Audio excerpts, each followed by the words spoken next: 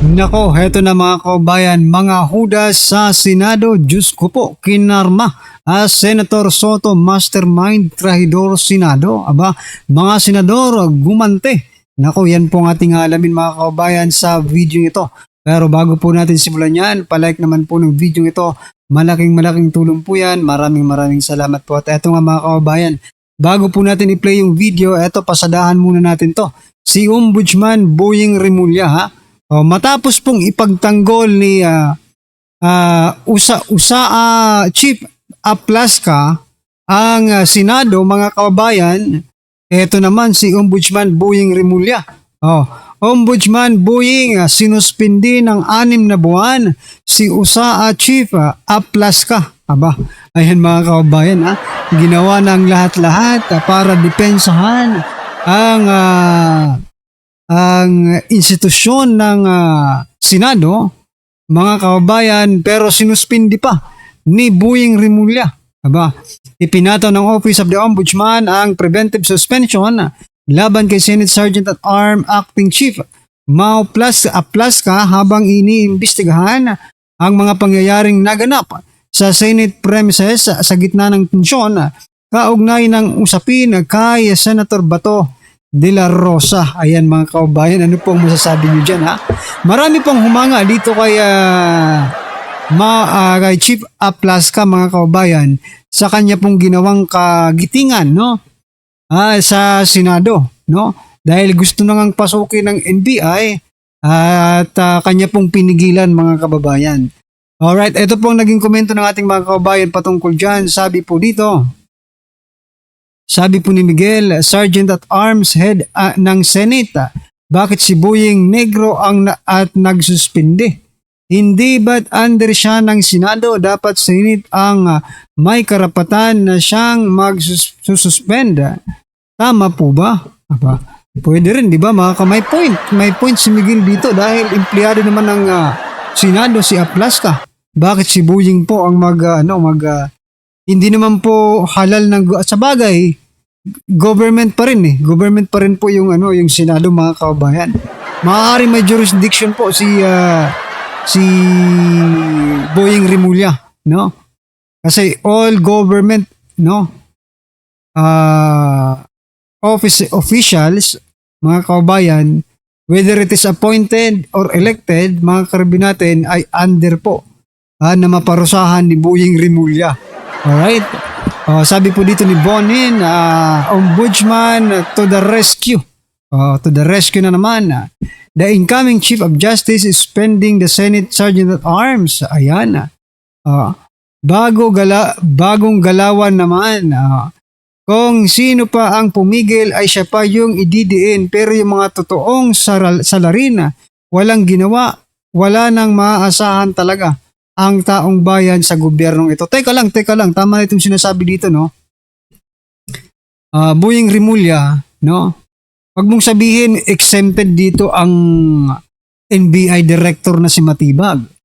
No, kung sususpindihin mo si Aplaska, dapat pati rin po si Matibag, mga kaubayan, di ba? Kasi opisyal ng gobyerno si Matibag, no?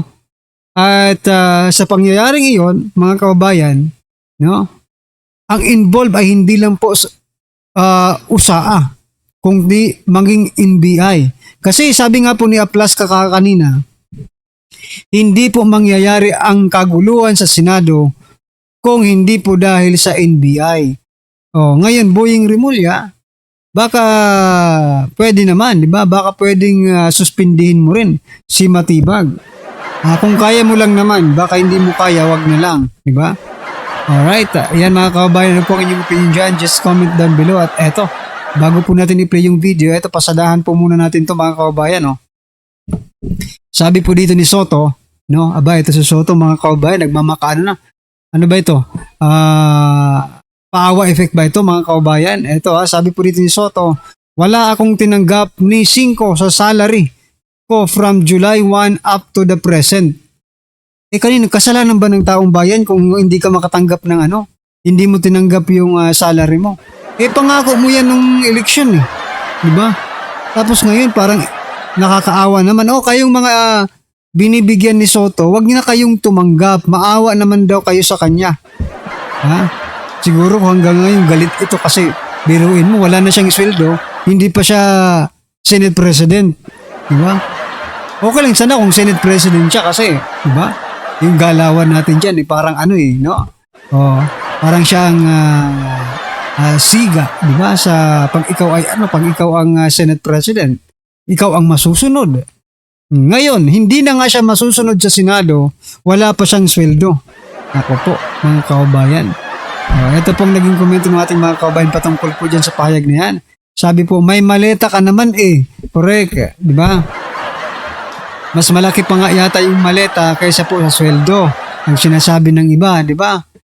Tama, kasi idinadaan lang sa maleta, walang kaltas na tax, doble bonus, may allowance pa. Diba? 1,000 of salary is nothing to compare with it. Millions, if not billions of kickbacks. Totoo. No? Tell it to the Marines. Sabi po dito, ako man, mas malaki nakukuha ko. Hindi ko na napapansin ang sweldo ko. No? May kasabihan nga tayo, aanin mo ang barya-barya. Kung hinahatid naman sa'yo ay mali-malitang pera. Ayon po yan kay Allen. Palakpakan po natin. So yan mga kababayan, ano po ang inyong opinion? Diyan po kay Soto. Just comment down below mga kababayan. Talagang, ano ba ito? Paawa effect ba ito mga karbi natin? Well, anyway. Ito pa mga kababayan, pagbigyan nyo na po ako kasi gusto ko lang pong i-share ito. No? Hindi ko alam kung itong gesture ni Risa Hontiveros ay gesture po ba ito ng guilt, no? Tingnan nyo kasi yung interview sa kanya mga kababayan. Pakinggan muna natin to. Ng session, meron pong nakapagsabi na umalis po kayo sa Senate kasi merong gulo na mangyayari. How SPK tanong that last night also. Sinabi ni Senate President yan? Na meron daw nakapag-libre na umalis daw. So, ayan no, parang inosente talaga dito si Risa Hontiveros mga kababayan. Nagpapa-inosente si Risa Hontiveros. Grabe yung facial expression niya. Ulitin lang natin. Ng session, meron pong nakapagsabi na umalis po kayo sa Senate kasi merong gulo na mangyayari. How SPK tanong that last night also. Sinabi ni Senate President yan? Na meron daw nakapag-libre na umalis daw. Sige, patunayan niya. Ulitin ko yung sinabi ko. Ng session, meron pong nakapagsabi na umalis po kayo sa Senate kasi merong gulo na mangyayari. How SPK tanong that last night also. Sinabi ni Senate President yan? Na meron daw nakapag-libre na umalis daw. Sige, patunayan niya.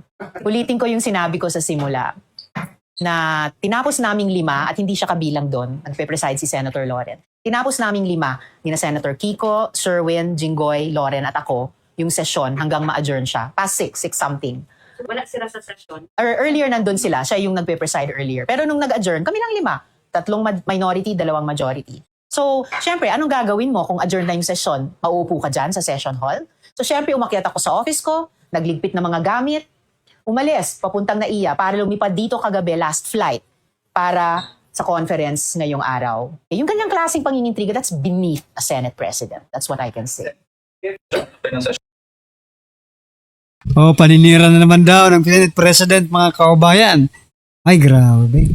Yung gesture dito ni Risa Hontiveros, yung facial expression niya, I think, kung i-analyze mo, parang gesture of guilt ba ito, mga kababayan? Kung parang yung kaibigan mong nabuko mo, tapos, hindi kami ganun. Diba? Parang ganun na kaibigan mo, mga kababayan. So, ganun pong nakikita ko dito kay Risa Hontiveros. Parang palusot na lang. Naku, napakagaling palang miyembro ito na ng palusot.com, si Risa Hontiveros. Ano pong masasabi niyo mga kababayan? Just comment down below. Sa kay Risa Hontiveros. At eto na nga, pasadahan na po natin yung video mga karibin natin. Pasok. Eto na po.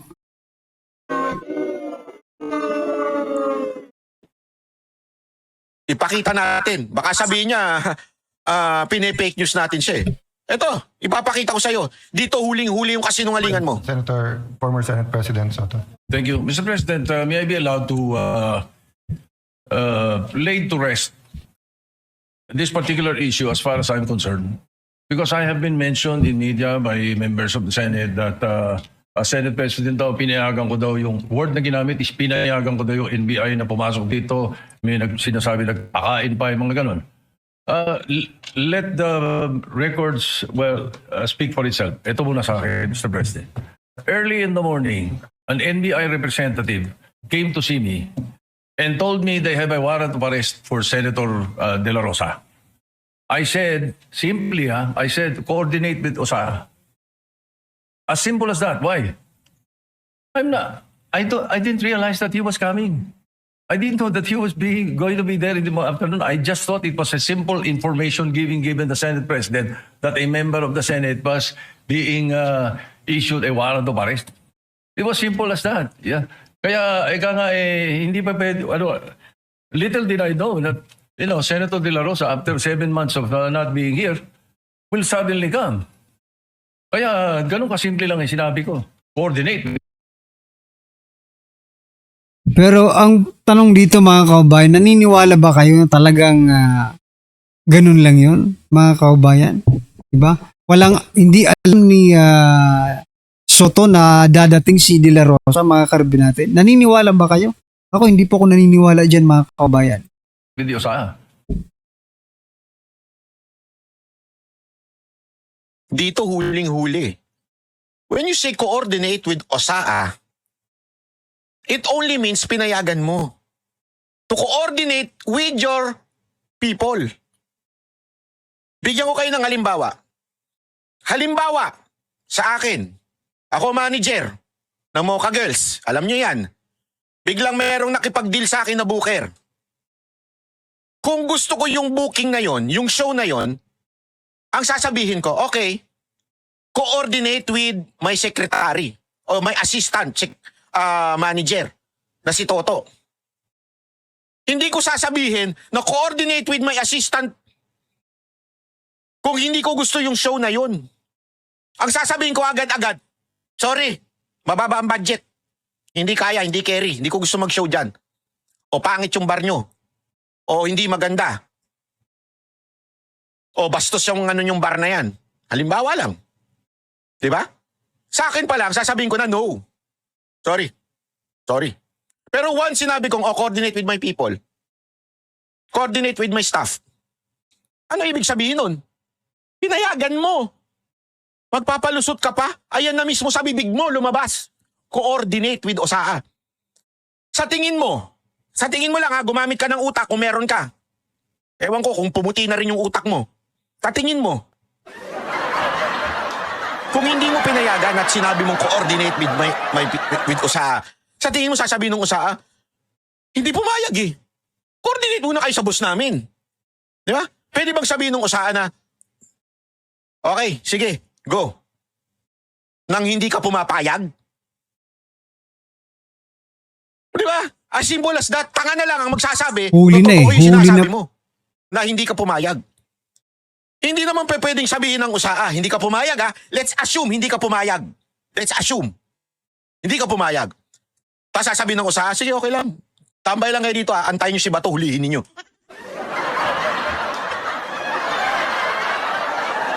Lalo na yung ganyan kakomplikado. Naturalmente, yung OSAA, sasabihin nila, wait, chotomate. Kausapin muna namin yung boss namin ha. Huwag kayong gagalaw dyan. Di ba? Kaya yung palusot mo, palusot ng mga tanga. So put that to rest. Baka ang iniisip kasi, ang narinig ko, sa intindi ko, pati ang tanong ng media sa akin, pinayagan ko lang lahat yan nangyari na yan. Kung saan sinasabi ganun eh. If I had known that he was coming, if you informed me that he was coming, I would have had a different perspective. Wow! Like what happened with the CIDG when they issued a subpoena to Senator De La Rosa's office. Simple. Walang issue, walang problema. Pinadala lang. Ganun lang sana, Mr. President. I would not be remiss of anything. And definitely, I will not be guilty of So nagmamalinis ka? obstruction of justice. Like for example, in the case of Senator Trillanes, I was majority leader. And when he was holed up in his office for I think about 1, 2 days, 3 days. But when he was issued and he was showed the warrant of arrest, sumama siya. Binasahan siya ron mismo sa opisina niya eh. In the case of Senator De Lima, when the warrant of arrest came and she was here, ang pinakiusap lang niya, doon sa bahay siya arestuhin para kumahanda siya ng damit at Alam mo, ito yung laging misleading na binabanggit nila eh. This is the most stupid argument ever. Paulit-ulit to. Sana yung mga nakikinig na senador sa atin, makinig kayo ha.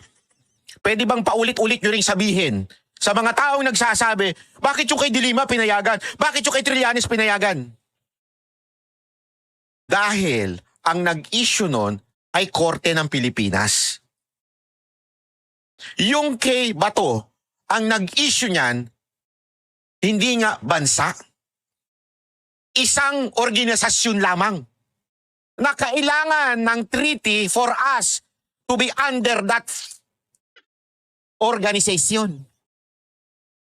Anong ibig sabihin? Hindi pwedeng basta-basta lang arestuhin ng banyagang authority. Isipin nyo to ha. Again, it's not even a country. ICC is not a country. It's just an organization of third world country. Tapos, tayo magpapasailalim at itutulad ninyo doon sa kaso ni Trillanes at kaso ni De Lima na Korte ng Pilipinas ang nag-issue. That's even a disrespect to our court. They're not equal, they do not have power. Tapos gayon, i-compare nyo pa? Alam mo, Senator Soto, palit na lang kaya tayo dyan. Palit na lang tayo kasi ewan ko, yung mga ganyang argument mo parang kabubuhan sagad sa buto eh. pagpaalam. Ganun lang eh. Dito naman sa Senate, alam naman natin yan. Oh, by the way, when I said coordinate with this OSAA, they know the rules. Yung pa ang binanggit ko. Exact wording ko yun, Mr. President. For the record, so that we can put this to rest already. Makapagtrabaho na tayo, saan na pupunta usapan. Yeah, for clarity, former Senate President, one, I asking for a report, but I remember Senator De Lima stayed in her room for a few days Yan. before that. No, so the way that they're saying, Pero Senator Cayetano, that's beside the point. It's a different warrant. surrendered right away is she was allowed to exhaust remedy. Now, as Senator Pia, Senator Lawrence, Senator Aimee, and Mark Villar were in the room with me. It was the NBI director who said, pinayagan kami ni Senator Soto, alam niya nga arestuhin namin. Ayan no, ang linaw. So sino ang sinungaling?